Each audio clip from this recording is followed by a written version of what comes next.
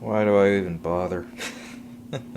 Okay, it wasn't that bad. I don't think it was quite as. I don't think we were quite as shocked today from the BAFTA nominations. And yeah, I took a little time here. It was kind of a busy day for me, so I'm finally getting around to it now. I think it's. You might be able to hear it. It's laundry day, so if there's a dryer that goes off here in the middle of this, then we're just going to run with it because I want to try to get everything done here with BAFTA here today. So.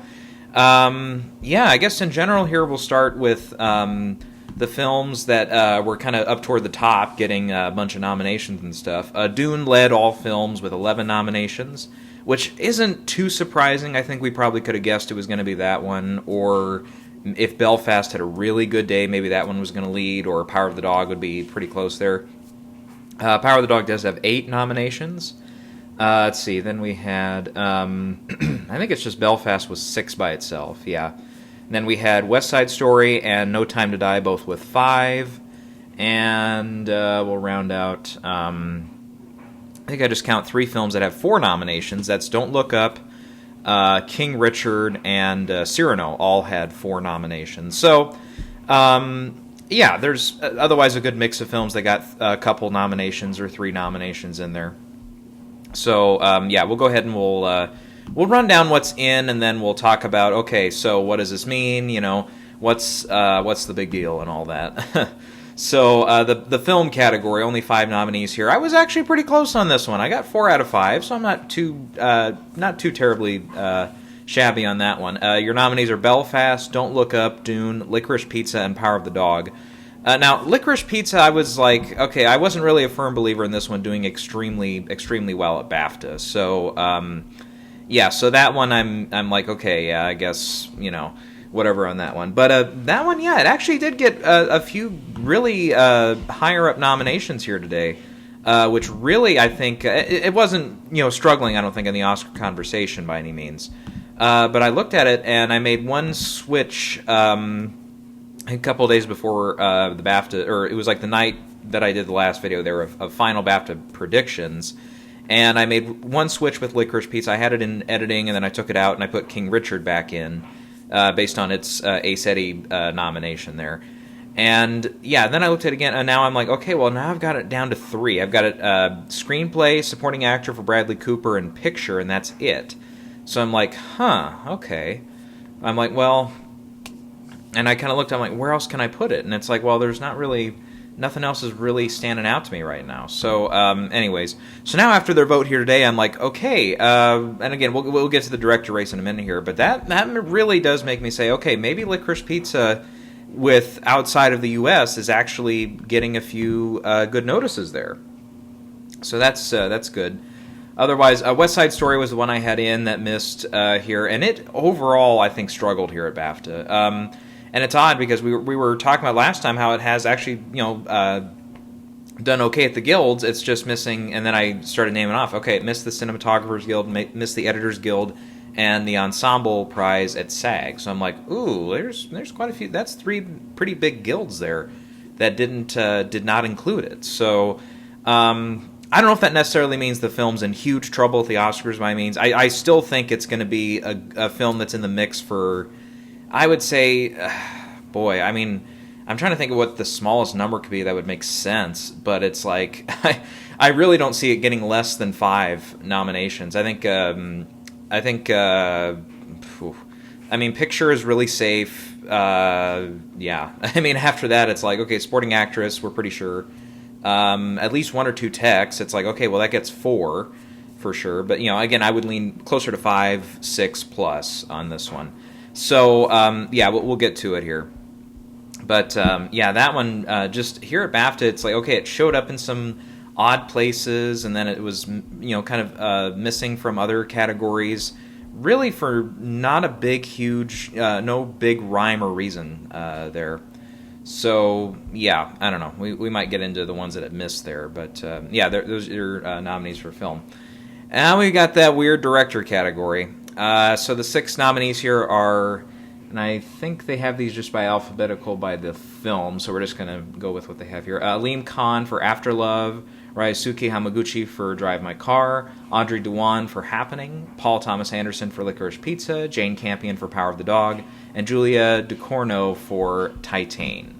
So, yeah, this is like a weird kind of lineup here. I only got 2 out of these 6. This is one where I'm like, okay, this is a weird place for Denis Villeneuve to miss. I mean, how does he get in for Arrival? The Arrival nomination made total sense. But how does he get in for something like Blade Runner, which did very well in the tech categories, and then you have Dune, which gets into film. It doesn't get any acting nominations, but it gets screenplay and gets the rest of them in tech. How does that end up missing director? No, that makes no sense to me. I mean, you can't tell me that based on the evidence of the other nominations that it has, that it's unworthy of a director nomination. That makes no sense to me. And I'm not even the biggest proponent of Dune. I think it's a good movie, pretty good in certain spots. I wouldn't call it a masterpiece. I wouldn't call it one of the best, 5, maybe even 5, 6 best films of the year. I don't know if I would quite put it in that range, but it's like, that just makes me really scratch my head. And the exact same argument for Belfast, for Kenneth Branagh, who is from fucking Ireland. This is BAFTA. Oh my God, how does he fucking miss, too? That pisses me off, not just because it's my favorite film so far, of the ones I've seen, but it's like, again, and this one, again, here at BAFTA, I thought Belfast maybe, again, had a small chance to lead all nominations, but I was like, well, even if it gets, 7 or 8, that's a good number, but 6, something like this and a couple other categories it missed, it's like, okay, maybe they weren't, totally in love with this one, but again, I'm like, I don't know how you can put Belfast into screenplay, into film, British film, a couple of acting categories, and it has a lot of other stuff going for it, and its status and everything. How does that not make the list for director? That doesn't make sense. Let's see who else I had. I had Spielberg in there and Maggie Gyllenhaal as the other 2. And those 2 I was a little shakier on. Especially, Spielberg I was almost considering pulling at the last minute.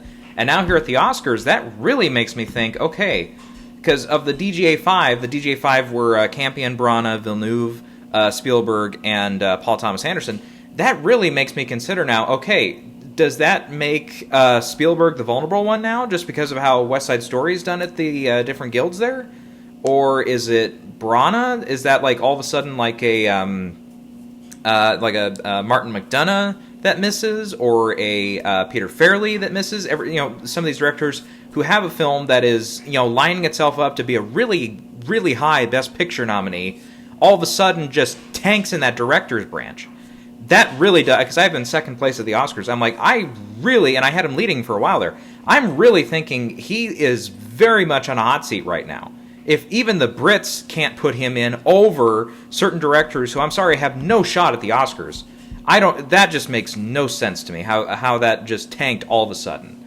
And for Spielberg, I haven't quite caught up with West Side Story yet, but again, that one overall, okay, its performance here, okay, they just didn't like it enough. But it's like, that one makes me think, okay, Spielberg looks a lot more vulnerable now. PTA looks a lot better after making the Guild and making BAFTA. Licorice Pizza still got a SAG nomination there. Obviously, it's going to be the director's branch that decides who the nominees are. But remember, they would put him in for stuff like Phantom Thread in a year where we thought he had almost no business being nominated there, at least in the odds part. I mean, I'm sure there's people that like the movie a lot more than I did. But yeah, that was kind of like a out of left field kind of nomination that morning. I remember I wasn't like mad, but I was like, I don't know. Anyhow, so with this one, I mean, in all fairness, I'm sure the other films here, I'm sure there's great direction, and then I'm sure again, I always say, there's no nomination that is not worthy, because all these people have done the work, all that stuff. That is absolutely true. So I'm not putting down the people that were put in. What I'm kind of maybe going to tackle here, and what I'm not really liking so far, is this whole fucking jury system shit. I mean, I really don't like how they're doing this right now. First of all, I'm fine with you going with 6 nominees, but it's like, okay, I would kind of like that if you did that across the board. I don't know. Critics' Choice, I've had that same argument for years. It's like, okay, if you're gonna stick, if you're gonna pick a number, stick to it. Be consistent and everything. But yeah, and even if it does, it used to be 5. Okay, even if it's 5, it's like, okay, why not just do a popular vote then? It's like, why is it, why is this one and a couple other categories? Why are they so laser focused on them being like committee based or whatever, and jury based and everything? It's like, okay, I don't know. It just really does not make sense to me.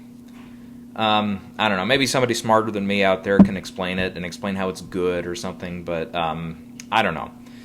Because I think we had, I'll look last year here too, but I think 1 or 2 of the nominees for director last year also, their only nomination was in the directing category. Look here, like Baby Teeth, I think that one only had director. Covidia Dia might have had another one. Okay, that had at least one more. And then another round. Okay, yeah, we knew that one got a couple nominations there, like Mads Mikkelsen for actor and stuff. Anyhow, yeah, that doesn't really make sense to me, how they have this different system for certain categories and all that. It's like, I just don't like the idea. I really don't get it. And, I mean, I don't know. I mean, I'm not sure how much of this is going to correlate over from this type of thing. I don't know how many of these people that are in this jury system, whatever, cross over to Oscar voting. I mean, I would say the chances are very slim that it's a large number of them, of course. But I'm still just really shaking my head, scratching the tip of my brain or whatever. It's like, I can't figure out how this, why this has to be like this. Because it does really fuck with how we're all going to perceive that list on Tuesday when the directors group comes up there. All right, let's move on to the acting categories here. In lead actor, we have Adil Akhtar for Ali and Ava, Mahershala Ali for Swan Song, Benedict Cumberbatch for The Power of the Dog, Leonardo DiCaprio for Don't Look Up, Stephen Graham for Boiling Point, and Will Smith for King Richard. So this one I did a little better, 4 out of 6 here. So with this one, I really don't have any explanation for where Andrew Garfield is, why he's missing from this. Can anybody explain that to me? No, of course not. And this is not a film I would say is, again, absolutely like peak, like one of the best films of the year. But definitely Tick, Tick, Boom, I think, had a very disappointing morning here. Because I think it only got just the one nomination, if I'm remembering right. Let's see here. Or did it get totally snubbed? That's weird. I thought I had it down for one thing here. Did that get nothing? Interesting. I thought it got at least one. But yeah, I'm not finding anything now. Alright, that one got totally skunked then. That's weird. I thought I had seen it in the sound category or something. No, that was, yeah, we'll get to that one. But, okay, which one was it I thought I saw? Boy, I could have sworn I saw that it was in one of those tech categories, but it's not. Yeah, so that one I remember, that one was longlisted on quite a few categories too. So that one just wasn't for them. Let's see, otherwise, I put in Adil Akhtar at the right time and took out Peter Dinklage at the right time. Even though it's weird because Ali and Ava did get a few other nominations, but Cyrano actually did pretty well today, considering in the tech categories there. But it couldn't hang around for Best Actor or a couple of those other races. So that's interesting. Let's see here. Otherwise, Denzel missing here. Yeah, we kind of... Yeah, it was kind of a you can't fool me again on that kind of deal. So I'm glad I had kind of took him out. Javier Bardem, on the other hand, was another one who missed here. And that was in favor of Mahershala Ali and Leonardo DiCaprio. And with DiCaprio, I think with Don't Look Up, again, I looked at it and it's like, okay, they were longlisted in five different actors were longlisted there. 2 in supporting actress and then one each in the other 3 categories. So maybe that was like a thing where I was like, okay, that's why I was kind of more forward about it being a Best Film nominee. But as far as getting an acting nomination, I was like, yeah, I couldn't really figure out which one to go with. And Leo didn't really cross my mind because Best Actor is not super crowded, but just in this list, I just thought, boy, that just doesn't make sense. Now, Mahershala does have the Globe and the BAFTA now. I don't know, though. Other than, right after the Globe nomination, I didn't hear a lick about that film. And now with this, I'm like, oh, I did have him for a little while there, just kind of after the AFI screenings and stuff. But again, I'm like, oof, I have not heard anything else on that. So I'm just going to go ahead and say, no, we're looking more like Denzel and Andrew Garfield just filling out the list here. Unless DiCaprio does get like a last-minute thing for Don't Look Up, and he does stick around. But again, I am not really looking at that as a large possibility there. Okay, for Best Actress, your nominees are Lady Gaga for House of Gucci, Elena Haim for Licorice Pizza, Emilia Jones for Coda, Renette Renvy for The Worst Person in the World, Joanna Scanlon for After Love, and Tessa Thompson for Passing. So this one, again, not a strong performance for me, 3 out of 6. And boy, BAFTA just fucking hates Olivia Colman, don't they? Didn't put her in for The Father last year, don't put her in for The Lost Daughter this year. That makes fucking sense after you crown her and help her to the Oscar win for The Favorite, which, again, don't get me wrong, I like that movie a lot, and her performance in it especially really stood out to me. So, I would have voted for her myself. But, yeah, now this totally, if we're looking at the same tea leaves we were last year, that really screws up the chances for an Oscar win for arguably the 3 fucking frontrunners in this fucking category. Nicole Kidman, Jessica Chastain, and Olivia Colman. My microphone's about to fall off, sorry. All 3 of them are they have to be your frontrunners, right? They have to be all of them in a different position of, like, close or, likely to win from the rest of the ceremonies here. It's like, it doesn't make sense how these people fucking leave them out. And again, I'm glad that Emilia Jones is on the list. I think her performance is great. From what I saw from Tessa Thompson, okay, looks like it's fine. Lady Gaga, less so, but again, I'm not gonna say undeserving. You'll never catch me saying that for anybody there. But man, I really am not enjoying though a lot of the, and I haven't read them by any means, but just the a couple of the things I've read on Twitter and a couple of think pieces that are starting to come out saying Lady Gaga is now potentially going to steal everybody's thunder here. I would really be a little taken aback by that. First of all, I really don't know who's going to win this category right now. Just looking at this list, I'm like, well, I don't know.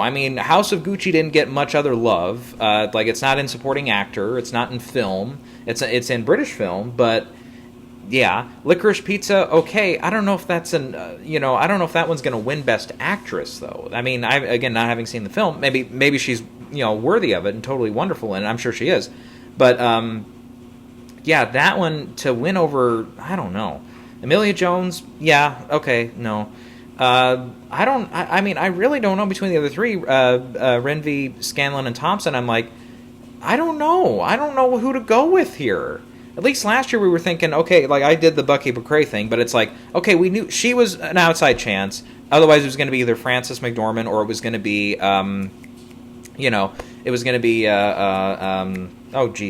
Pieces of a Woman.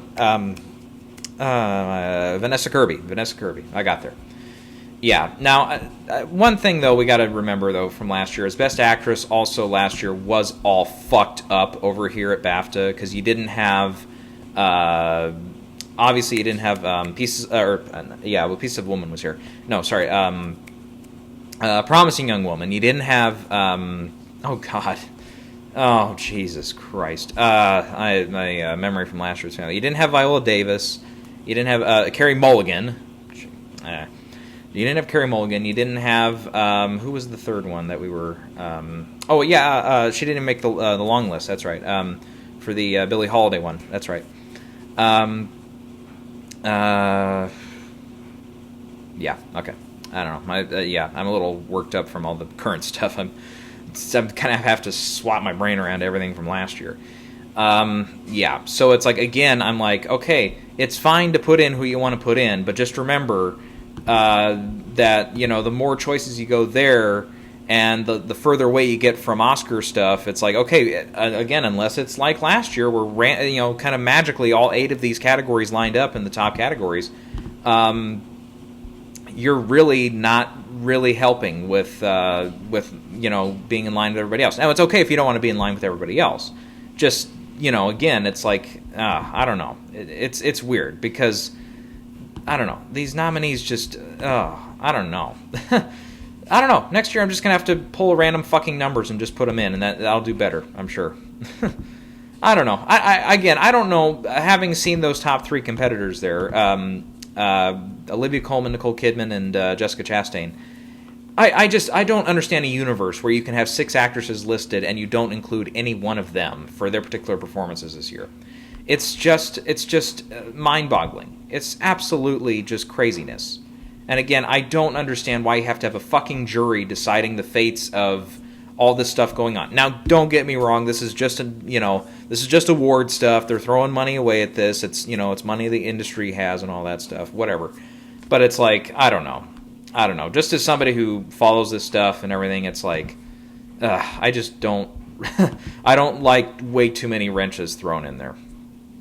Okay, let's move on to supporting actor. Mike Faced for West Side Story, Ciarán Hinds for Belfast, Troy Kutzer for Coda, Woody Norman for Come On, Come On, Jesse Plemons for Power of the Dog, and Cody Smith-McPhee also for Power of the Dog are your nominees here. This one, I think I was, where's my score on this one? Again, half of them. So Ciarán Hinds getting in, okay, that gives me hope that they're not going to totally skunk Belfast in this category, because either him or Jamie Dornan, it's got to be one of those two. I hope it is. Jared Leto also missed. Who else did I have in there? David Alvarez was my last one, but it was a different West Side Story guy that got in there. So I don't know. I don't know what this does for Jesse Plemons. It's really late in the race for him all of a sudden to get such a, to potentially get back on track there. That's a really late nomination. It kind of reminds me, if it's kind of like the Woody Harrelson nomination for 3 Billboards that year, where it's like, okay, all through the rest of the season it was just Sam Rockwell, but then it was both SAG and BAFTA, though, that put Woody Harrelson in there. And then it was like, oh, okay, maybe this makes sense now. And then he did get the Oscar nomination as well. But with this, it's just BAFTA. And I don't know. I'm trying to think who else here, could have really benefited here. Other than, obviously, like Bradley Cooper, who I didn't have in there for the predictions here, just because I didn't think Licorice Pizza was going to do that hot. But, I still say, going off that kind of thing there, where it's like, okay, other than Punch Drunk Love and, what's the other one there? Shit. Inherent Vice, other than those two, PTA always gets an actor in. So, I don't know. Maybe Bradley Cooper misses and they put in Jesse Plemons, or they put in Jamie Dornan, or they put in Mike Faced, maybe. They put in J.K. Simmons, maybe. I don't know, someone like that. And it's Elena Heim who gets in. Or this is just a weird one where it just doesn't get an acting nomination. Could be. Let's see. Otherwise, Otherwise, I guess I have a little less crosstalk on this one. Wasted all my energy on the Best Actress one there, I guess. So how this... Yeah, for Jared Leto to actually win now, this makes it pretty difficult. But if you actually remember back to Dallas Buyers Club, I believe Jared Leto was left off... And both him and McConaughey, as I recall, were left off the list for BAFTA. So, at least as I remember it, that's correct. But I don't think he got in. I don't remember either one of them getting in. I don't think the film got anything, actually, now that I think about it.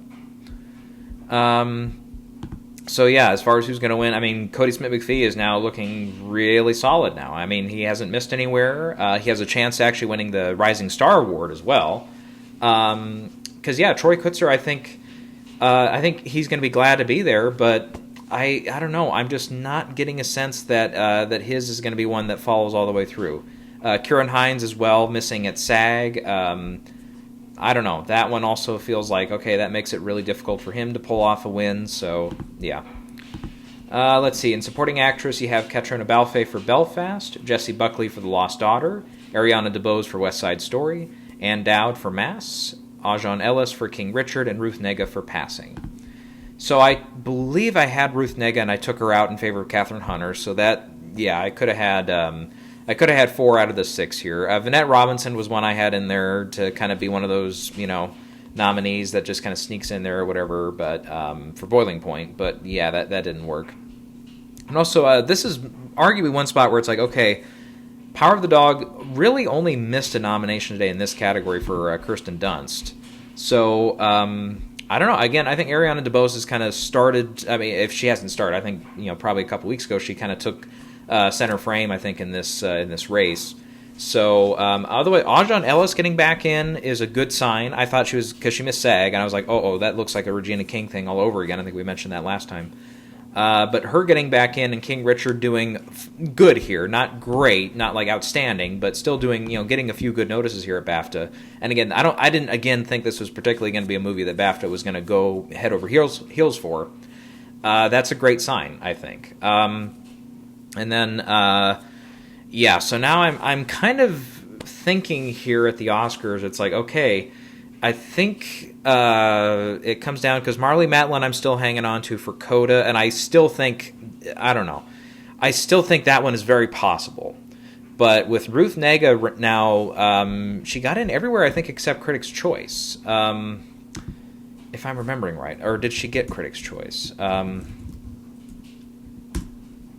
Maybe she did. Hang on.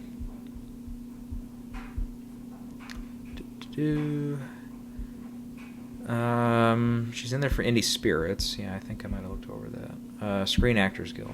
Yep. And the Globe, yeah. So yeah, she only missed Critics' Choice there. So that was one where I was like, I don't think I had put her in until not all that long ago or something. Or maybe I never put her in, I can't remember. But I'm like, okay, that would be an oddball one to miss. Evidently enough people are watching Passing on that one. So otherwise, Jessie Buckley, I'm glad I got that call right. And personally, I think she's worthy of a nomination here at the Oscars, too. I would actually not be upset at all if she gets in over... Oh, God. Oh, who am I going to punish here? Well, I think Marlee Matlin I think she does a fine job in Coda, but it's not really a huge standout role. So if she got in over Marlee Matlin, I would not be upset. Ajon Ellis, okay, yeah, she has some really good scenes. I'd be really sad to see her not get in. Katrina Balfe, that one would be weird for her to miss. Kirsten Dunst, I don't think so. I think that one's fine, despite the lack of nomination today. She hasn't missed anywhere else. And Ariana DeBose has made it in everywhere, so I really don't see her missing either. So, and then she'd also have to get in over Ruth Negga, too. But yeah, so this one, again, a little less crosstalk on this one, but yeah. Okay, let's move on to the screenplay categories here.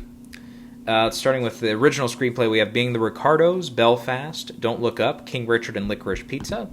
I got 4 out of these 5. The one that was missing here was Parallel Mothers. King Richard, I was like, okay, I knew that one was obviously in the hunt there, so that one, yeah, okay. Otherwise, French Dispatch, I was kind of a little concerned about there, but yeah. Otherwise, the rest of these 4, I think, are all solid. And I think this lineup, I think, looks fairly good for the Oscars. There, I think those are the 5 that I have right now as well. So yeah, and I really don't see any one of these like totally dropping the ball. Other than, again, if Being the Ricardos again kind of has that Aaron Sorkin kind of curse on it, where it's not like a huge Best Picture front runner like Chicago 7 or Social Network was. Almost every other time when he's had a script in the running, he has failed to get that nomination. But I don't know. I think kind of like with Molly's Game that year when he did get in for the Oscars, I kind of felt like, okay, the category has just enough films in there that it's not crowded enough. We can make room for Sorkin. So I think that'll work out. Otherwise, we have adapted screenplay here. The nominees are Coda, Drive My Car, Dune, The Lost Daughter, and The Power of the Dog. Guess what? I actually nailed this one. So I think the only one I have here not getting in at the Oscars is Drive My Car. I have West Side Story getting in over that. And I don't know. I mean, it's going to be a close call because I think Drive My Car, again, I'm looking at that as a much more solid bet now for director. I don't know. I don't see myself, yanking the rug out from under myself and totally biffing it on that nomination for director. I don't see myself doing that. I'd have to hear a very, very convincing argument otherwise. Because I don't know. It's such a trend now. It's like, okay, I'm not falling for it again. For getting one of those foreign language directors in there. So, otherwise, Nightmare Alley, I think the WGA nomination helped kind of, keep it in the conversation here. Tragedy of Macbeth, I think, and Tick, Tick, Boom and Passing and Cyrano, a couple of those, they're a little further off. And a nomination here today really would have helped them. But and I don't remember if any, I think all of those made it on the long list. But still, yeah, it's just going to be that fifth slot there at the Oscars. But something like Drive My Car, I think, was going to do a little better here at BAFTA today. Versus, kind of like Cold War and Another Round, how those did a little better at BAFTA than they did at the Oscars. Okay, otherwise, let's see, where do we want to go next? Animated film, yep, Encanto, Flea, Luca, and Mitchell versus the Machines. Yeah, I think largely almost everybody had these four, so that was, again, not a huge surprise there. So that one I don't have any complaints on. Let's see. Let's go to the, I think the only other one here I have from Gold Derby that I had predicted, because this, they only had certain categories, was the cast category, and this one was actually my weakest spot. The 5 nominees are Boiling Point, Dune, The Hand of God, King Richard, and West Side Story. The only one I had in was West Side Story. Funny, I had it as the leading contender, though, for whatever reason I put that one first. But I had Coda and Belfast and Don't Look Up and The Lost Daughter in there. All 4 of those failed. And Lost Daughter, by the way, I think we mentioned it. It only had the 2 nominations there for Supporting Actress and Screenplay. That one I thought was, again, maybe going to appeal more to the British sense there. But it did not. They did not, especially in these fucking jury fucking categories that are pieces of shit, as far as I'm concerned. Again, until somebody who's smarter than me can explain it. They were not going for those in those categories. Again, with the exception of Jessie Buckley. So, with this one, it's like, okay, like Dune, okay, for casting, I don't know. So, Hand of God, I guess. King Richard makes sense. That one did get a SAG nomination for Ensemble. And then Boiling Point, okay. That one did fine with like another acting nomination, and it got British film. So that one they liked enough, I guess. So, and I think I even threw that one out as a possibility in the last video there. So, give me partial credit for that one. All right, I got to switch lists now. Let's go to the Best British Film category here. So with this one, I got 8 out of 10. Your nominees here are After Love, Ali and Ava, Belfast, Boiling Point, Cyrano, Everybody's Talking About Jamie, House of Gucci, Last Night in Soho, No Time to Die, and Passing. So I think the only 2 I missed here were Spencer, which ended up getting nothing, as I was kind of afraid would happen. I kind of hedged my bets a little bit there. So yeah, Kristen Stewart. Mentioned, we hardly mentioned her with Best Actress, didn't we? Yeah, a lot of us, I think, saw this one, her lack of a nomination here today. I think a lot of us saw that coming. And again, how you put some of these other actresses in over even Kristen Stewart is a little bit of a mystery to me. So I do think, by the way, if we're, because I haven't had a large amount of time here to look at, who's in, who's out now at the Oscars, how much, if anything, that changes from this. Yeah, it's starting to be like, okay, well, who would get in over Kristen Stewart? And it's like, okay, what about Elena Heim? Maybe. Would Renette Renvy maybe stick around? I mean, she hasn't gotten anywhere, but it's in the rest of the, SAG, and which was not expected at all, but Globes and all the rest of them there. Okay, but, again, are enough people watching that one? I'm not sure. Jennifer Hudson got a SAG nomination, so it's like, okay. Actually, I saw Rotten Tomatoes already put out their list for who's going to get into the Oscars. They put Hudson in over Kristen Stewart. Otherwise, they have these other 4, the sane people. I'm kidding. Nicole Kidman, Jessica Chastain, Olivia Colman, and Lady Gaga as well was their list. And I'm like, yeah, maybe the Jennifer Hudson one. Okay, that's definitely an outcome that I can see happening. But, oh shit, I opened the wrong one. Get out of here. No, I don't want maps. I'm not going anywhere. Okay. Otherwise, Electrical Life of Louis Wayne and Spencer were the two I missed here. But yeah, I was gonna think Operation Mincemeat, but yeah, that one didn't get anything here. All right, let's go to, and I'm skipping, by the way, the outstanding debut by a British writer, all that stuff. Yeah, I'm skipping that. Why is it? Okay. This thing is fucked up today. I don't know, the whole day is fucked. I'm always in such great moods after BAFTA.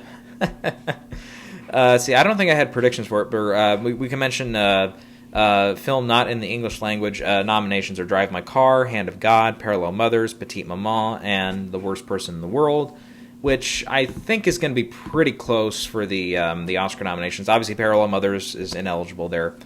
But Hand of God, Drive My Car, Worst Person in the World seem pretty likely. It's just going to be Flea and probably... what's the other one? Flea and... Oh, A Hero. Yeah, Iran. That one. That's right. Or Iran, whatever. You get what I mean. All right, let's go to some of the tech categories now. Cinematography. Nominees here are Dune, Nightmare Alley, No Time to Die, The Power of the Dog, and The Tragedy of Macbeth. This is the only nomination, by the way, today for Tragedy of Macbeth. So again, since it's a Shakespeare thing, I'm like, okay, maybe BAFTA goes for that one. Nope. Cinematography and done. Okay. All right. I don't know. I mean, at the Oscars, again, I would say cinematography, actor are probably your two strongest bets. Maybe production design. Maybe it falls out of that one. I don't know. But yeah, I think for these nominations, I'm glad to see No Time to Die in there. And I would actually absolutely not mind at all if that one did get in. Of course, Belfast and West Side Story were the two I missed here. Belfast, I really hope that one sticks around at the Oscars. I don't really see it as like a large possibility of missing. Nightmare Alley, I'm glad to see that one, by the way, because that one I did see, and I totally forgot because I'd seen it when I did the last video there. I didn't get into it, my thoughts on that one, but yeah, it's weird too because here's the thing: when I saw Nightmare Alley was last week. Actually, what this was, it was because I was like, oh, it's a weird re-release of it or something, because it was gone from my local area for a while, and then all of a sudden it was back. I'm like, well, that doesn't make sense. Why did they bring it back? And it took me an embarrassing amount of time to figure out, oh, this is a black and white version of the movie. Because at first it starts like it's in very faded colors and something, and then it transitions to black and white. Within like the first like 30-40 seconds or whatever. Then I'm like, oh, okay, the movie just starts in black and white. No biggie. And then it was like, oh, it's okay, this is, I don't know. I was like, okay, I guess I didn't realize the whole first act was in black and white. But then I was like, well, that's weird. I'm like, well, that shot I remember in the trailers, and that was in color. What is this doing? I swear to God, it took me almost halfway or over halfway through the movie. It was around that range. All of a sudden it hit me. I'm like, these scenes are not supposed to be in black and white. And I felt like the biggest dipshit in the room. And it was me and like maybe 3 other people. I mean, wow. I was so embarrassed. I was like, oh my God.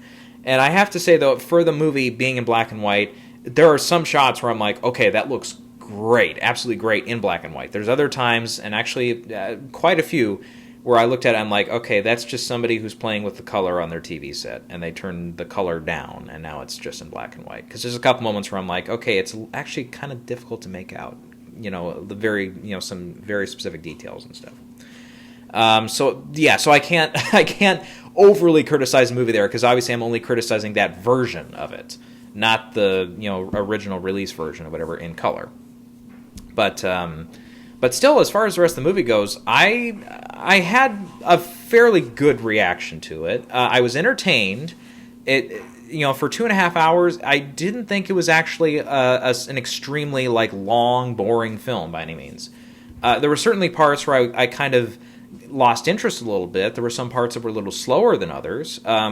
It does spend quite a bit of time on that first act, which is all about setting up how the Bradley Cooper character turns from this guy who's just kind of a roadie with the crew, kind of a carny or whatever, into a top-class, magician type guy.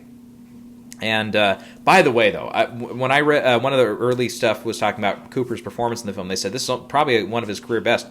I gotta say, I was actually really close to saying that in the film, because I do think there's certain moments here where I'm like, yeah, this is Cooper's best performance in a long time.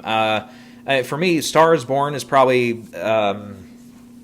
I would probably put that one at the top for his performance there in front of the camera, but wow, this one was actually pretty close. There's some really great moments with him, especially when you get into the second and the third act, where he gets a little bit more dialogue. Because in the first 20 minutes, he doesn't say a word, which is a little strange.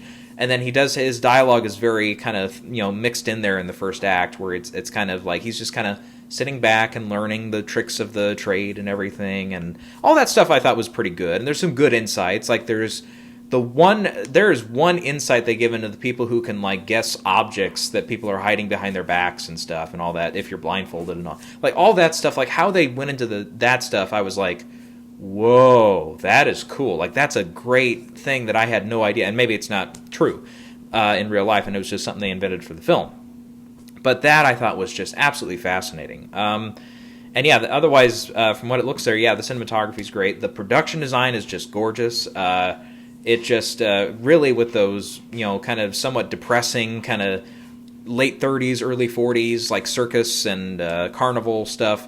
All those sets look great. I mean, obviously you don't necessarily want to jump into the world right away, but it's like, because you see there's some pretty despicable people there. There's some pretty despicable things that happen there, and it's not very clean, very dirty, very run down, very, coming off the Great Depression. There's a lot of, stuff going on there you don't want to be a part of. But yeah, they did a great job with those sets. The 40s stuff with New York, I think it's supposed to be transitioning into the 40s by that point. But yeah, that stuff looked really good too. And yeah, the other performances, I thought Rooney Mara was actually really good. Cate Blanchett, I think she gets a couple of really good scenes, like some of her last scenes I think are really good, where she's a little bit more diabolical, a little more forward with her performance. Otherwise, it's like, yeah, she's kind of holding back in a couple scenes. So it's like you kind of ramp yourself up to the point where she does kind of finally go to the dark side, totally 100%. Like, because there's something hidden behind that kind of icy blonde, kind of Hitchcockian kind of character there. Let's see. Otherwise, probably my biggest problem with the film, though, is I don't think it really came down very clearly on, okay, who, other than maybe like the Rooney Mara character, who are you really supposed to root for in this film? Because the Bradley Cooper character has quite a bit of mysterious stuff going on with him. One of the main actors who's introduced, like probably the last of the top billed actors, the one who's introduced last in the film, who doesn't come in until the third act, or right around like the start of the third act or late second act. What his character or her character does is they don't go into too much graphic detail with like showing you it, but you hear about it and stuff. It's like that character is despicable, and there's a couple points where you're supposed to feel very sympathetic for them, and it's like, okay, so when something happens to this character at the end, that's actually pretty devastating and would absolutely be like a, wow, you just crushed their whole world kind of deal. We're supposed to feel sympathy for them, okay, for like 2 seconds, but then they do something that's like, oh, well, you crossed the line. And then Cooper does something that crosses the line. So it's like, and obviously the whole time he's deceiving people with the whole magician act and everything. We all know that. So it's like, okay, but he also, at the very beginning, I don't think this is a big giveaway, the very beginning, the very opening scene shows him discarding a body, then lighting a house on fire. Again, I don't think it's a big spoiler, because it's like literally the first thing you see in the film. So, yeah, so he's not a very heroic character. I mean, I guess, you follow him through the film and you're like, okay, well, I guess in a general way you see him go from this really poor guy to a, fairly successful guy. So to some degree you're like, okay, well, at least he got himself out of that situation. Doesn't necessarily make him a hero, but at least you're like, okay, well, at least he managed that. Rooney Mara, again, for the most part, I think is like the only character in the film who has a good conscience, to a fault at least, because obviously everybody involved with the carnival and everything, it's like, yeah, there's obviously little deceptions going on, but at least with theirs, it's like, okay, there's nothing there that's like super, super bad, except for the Willem Dafoe character. What he does, yeah, there's something they get into with his stuff that was pretty bad, but yeah, the rest of it's like, okay, well, they just do some trickery stuff. It's like, okay, well, how's that different from anybody who's in the movies or anybody on television that does that stuff? It's like, I don't know. So, yeah, I mean, other than that stuff, yeah. And then, yeah, some of the Willem Dafoe stuff, though, I was like, ooh, that stuff was interesting, too.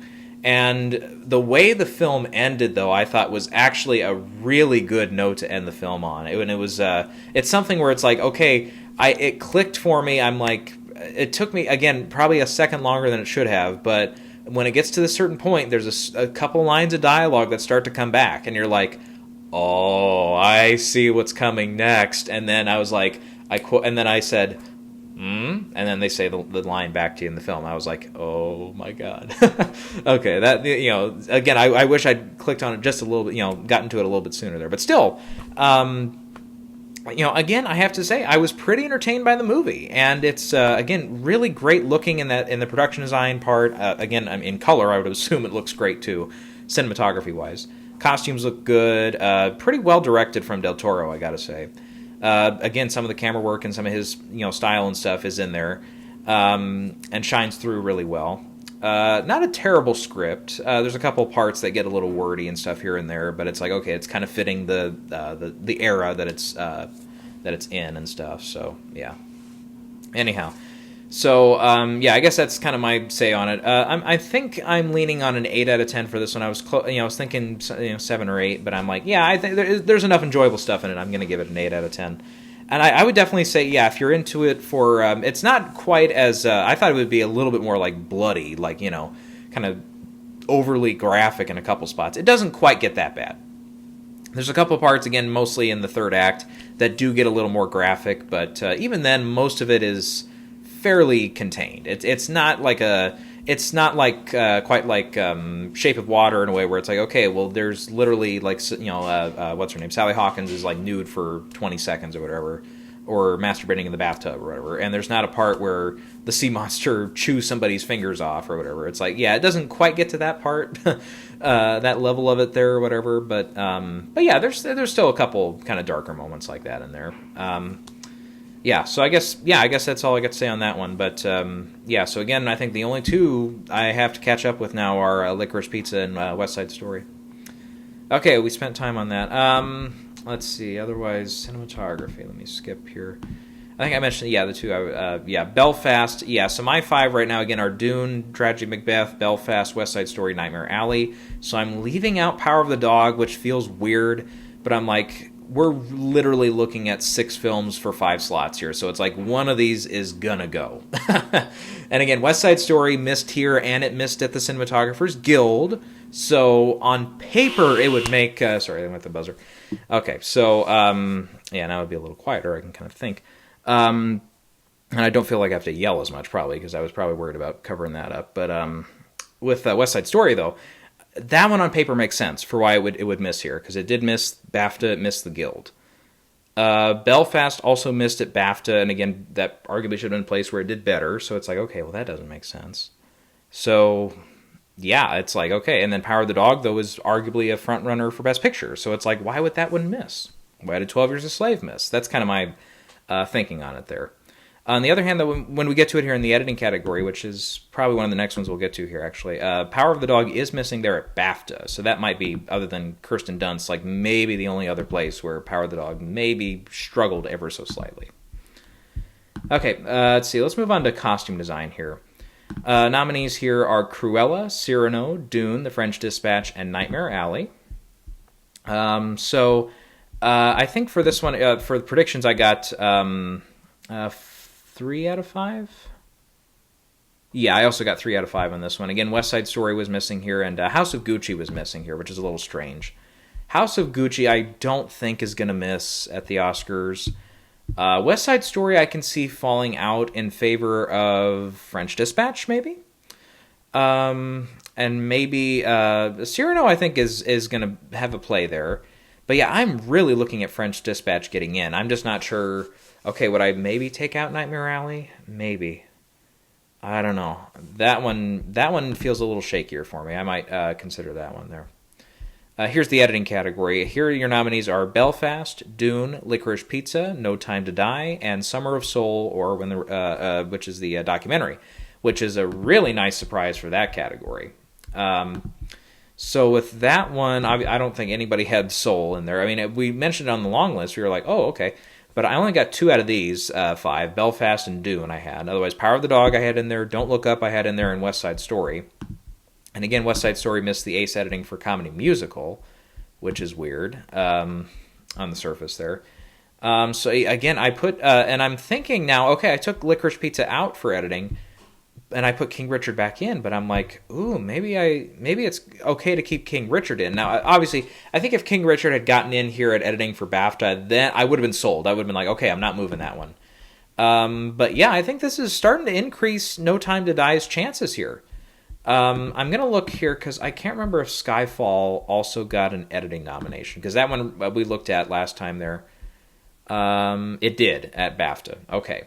And that one did miss at the Oscars for editing, even though it did have a few other nominations to its name there for the editing category through the season. So, okay, so maybe not that one. But still, okay, if it does show up, okay, there's some evidence for it there at least.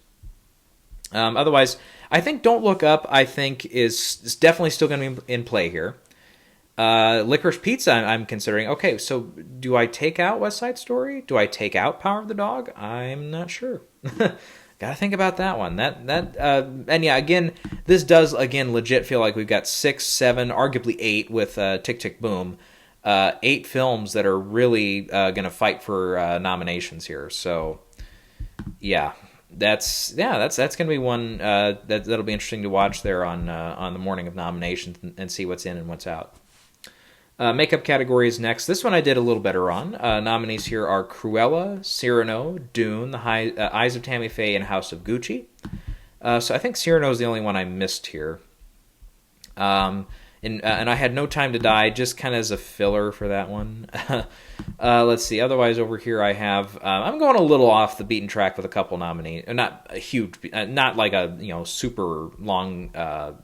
Long one here, because it's only we already have this one shortlisted at the Oscars, because I have House of Gucci, Dune, Eyes of Tammy Faye, Suicide Squad, Coming to America. I'm missing out on Cruella, West Side Story, Nightmare Alley, Cyrano, and No Time to Die for the 5 there that could also get in. And I did have Nightmare Alley here for a while, but again, especially after seeing the film, I'm like, there's not really that much makeup in it. There's kind of some stuff, again, when we get into the second and third act, but again, I'm like, there's maybe some people that are going to get turned off or going to get bored that are not going to get to that, and especially if they're in the makeup category, yeah, I don't necessarily see them, putting it in if they don't watch it, Let's see, let's move on to score. Your nominees here, let's see, because this one comes up as original music, are Being the Ricardos, Don't Look Up, Dune, The French Dispatch, and Power of the Dog. One thing I noticed, by the way, really late, because this one I got 4 out of 5. The one I didn't really even realize, I had No Time to Die getting in for score here at BAFTA, and that would have been 2 nominations for Hans Zimmer, which again does not happen very often at the BAFTAs, where you get composers getting multiple nominations the same year. So I probably should have seen that one coming. Yeah, so instead they went in favor of Being the Ricardos, which is interesting. I don't know if that's going to carry over or not, because it is on the list here for score, as I recall. So it's weird, because if he couldn't, Pemberton, if he couldn't get in for his score for Chicago 7 last year, I don't know. I think I'm thinking something like Don't Look Up looks a little better now. Yeah, I have Encanto in there. So let me recap here. So I've got Dune, I've got Power of the Dog, Parallel Mothers, French Dispatch, and Encanto. And Encanto and Parallel Mothers kind of feel like they've kind of fallen off here at the Oscars, because it's like, okay, I think both these two got in at the Globes, and since then they've, other than maybe Critics' Choice, they haven't been doing that hot in this category. So I'm like, okay, well, I'm not really sure if I want to go Johnny Greenwood in for both Spencer and for Power of the Dog. So yeah, I feel like, okay, Don't Look Up, I think I will put in this category, but that 5th slot's going to be interesting. And I'm not sure Encanto or Parallel Mothers which one I would remove first. And even then, I'm like, okay, well, maybe King Richard? Maybe Being the Ricardos? I don't know. I'll have to, again, really look over that one. Production design, let's do that one next. Cyrano, Dune, French Dispatch, Nightmare Alley, and West Side Story are your nominees here. And yeah, I don't know why I had Nightmare Alley getting skunked here. Maybe just because the Globes did the same thing. But Belfast was the only one I missed here. Otherwise, I had the other 4. So I probably should have gotten 5 on that one. But I was just being stupid, putting the wrong theories in the wrong places. Let's see. So this one, I felt pretty good about this lineup here at the Oscars. Nightmare Alley, Dune, French Dispatch, West Side Story, Tragedy of Macbeth. So other than Cyrano, I had these other 4 are all here. Yeah, so it's like, okay, Tragedy of Macbeth would make sense in this category. So I'm like, I don't know. I feel like that one, especially with Denzel and stuff, I'm like, okay, I don't think it's going to be like Silence, where it's just going to get the cinematography nomination. Very possible, but it's like, I don't know. Cyrano, I'm not sure how many people are watching that for Oscar voters and stuff. Now, it did get a couple shortlists here. But again, that doesn't always 100% mean that it's going to be loved by every last category there. All right, that just leaves sound and visual effects. So let's do those next. Sound category, you have Dune, Last Night in Soho, No Time to Die, Quiet Place Part 2, and West Side Story. I don't know why I didn't put Quiet Place in because I was really considering it, and I don't know why I didn't. Here, I had Tick, Tick, Boom getting in. This is where I thought, yeah, that's right. Belfast and Tick, Tick, Boom missed here. I don't know what that does for Belfast's chance at the Oscars, but I don't know, because I have the 5 being Dune, West Side Story, No Time to Die, Belfast, Tick, Tick, Boom. I think I got to put Quiet Place in there now. I think that's going to happen. So I don't know which. I'm leaning on either Tick, Tick, Boom or Belfast to drop here. So I don't know. I'll drop one of those 2. I think I'm going to put Quiet Place in. And then visual effects being the last one here. And this one is Dune, Free Guy, Ghostbusters Afterlife, The Matrix Resurrections, and No Time to Die. And for this one, for the predictions, let's start there. I had 3 out of these 5, Dune, Matrix, and No Time to Die getting in. Shang-Chi and Suicide Squad I had also getting in, but both those missed. At the Oscars, I think Shang-Chi is going to stick around. I think Eternals is vulnerable now, but Spider-Man not getting in here is not a great sign. Let me look again, because I can't remember on the Visual Effects Guild how Spider-Man did. Because it got... Oh, boy, let me look again here. Visual Effects Society, here it is. Let's see, because it's in there for effects-driven film, and then I think there's a couple subcategories and stuff. I think I got only one or 2 other notices there, from what I remember. Let's see if I can find it here. Society. Okay, this is just going to be for one specific thing. How about Visual Effects Society? How about just that one? Awards. Here we go. This will list them all. Okay, let me look up here. It's in for... Okay, we're going to get really geeky here. Outstanding Visual Effects in a Photoreal Feature. Outstanding Created Environment in a Photoreal Feature. And Outstanding Composition and Lighting in a Feature. And yeah, I mean, otherwise, I know in Canto I read, they got a bunch of nominations here. Let's see. Otherwise, Dune did very well here, which was not a surprise. We knew that one was going to be very likely to do well, and I think that one is your front runner at the Oscars. Matrix, I think, feels pretty good, especially after the bid here from BAFTA today. I think Eternals is vulnerable here. I don't know. I'm starting to think. I don't know how Free Guy. How did Free Guy do here at the Guild? Nothing. Skunked. Okay, that's not a good sign. Because that is on the short list here for effects. Ghostbusters is on the list for effects, but Ghostbusters got skunked as well. So yeah, that's not a great sign for either of those 2. Godzilla is in here for Godzilla vs. Kong, I should say. That's in, I believe, in the same two of this. No, just one of the same categories as Spider-Man. It's in the top one there, the visual effects and a photoreal feature, but it's also in for virtual cinematography in a CG project and outstanding effects simulations in a photoreal feature. Again, very nerdy there. Boy, and I'm looking at Suicide Squad is not on the short list. Otherwise, that one, I think it looked like that had a couple other big nominations there at the Guild. Yeah, I'm starting to think our lineup here is No Time to Die, which did have just the one nomination there at the Guild, but I think that one is going to stick around. Yeah, I think it's Godzilla, No Time to Die, Matrix, Shang-Chi, and Dune. I think those are the 5 I'm going to go with going forward, and I'm going to drop Eternals from that. Which is weird because, again, Marvel tends to get multiple in there for the effects category. And it could just be Spider-Man, and I could just be overlooking. But, again, some of the effects were a little sloppy in that film to my eye. And it's like the last time that happened with Wonder Woman. That one didn't make it in. And then it also happened with the Fantastic Beasts, the first one.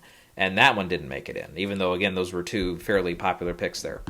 So, all right, I'm pretty sure I left Wonder Woman off the list last year, from what I remember. But yeah, and that one might not have even made the short list. I don't know. My memory is not what it used to be for that. But anyways, so yeah, I think that's where we're at for that. Yeah. Otherwise, again, somebody can maybe try to stand up for the whole jury system and how that works and how that's a good thing. But I don't know. Until we see more of this and just get a better grip of what's going on with a lot of this stuff, maybe then if I'm able to kind of tackle it and try to get, if I'm a little more accurate in my predictions, then I'll know it's okay to start sacrificing some of your more favored lambs, if you will. Okay, maybe it's just a timing thing for me, but it's like, I'm still like, okay, even in a subjective level, I really don't understand how you can throw, especially in the Best Actress category, how you can throw those 3 names in the pot here and say that, oh, they're not that great. I just don't know. I just don't know. Oh well, okay. I don't know. That's me. That's enough for me. I think I'm done. So, all right. I don't know. I'm hoping soon I'll. I don't know. Oscar morning, it'll be a little brighter in here, so I don't know if that helps or not, if I get any more light on it or not, but anyhow, it'll be brighter that morning, so it'll be a little easier to see. Right now, from the view I'm getting, it looks a little dark. I think it doesn't look this bad on YouTube, I don't think, so yeah, I've got that to be thankful for at least, but yeah, otherwise, we'll get some final nomination predictions out. Boy, that timing is going to be a little weird. If I get to them on Saturday, that's a possibility. It's not going to be here. I'll be back in the other old place there, so I won't have a microphone there. Otherwise, I'll really quick try to get them in on Monday. Otherwise, but I don't know. We'll see. That might be a later video too. So, yeah, I think that's all I got for now. Otherwise, so that was BAFTA. And we'll move on to the next thing, which is final Oscar predictions.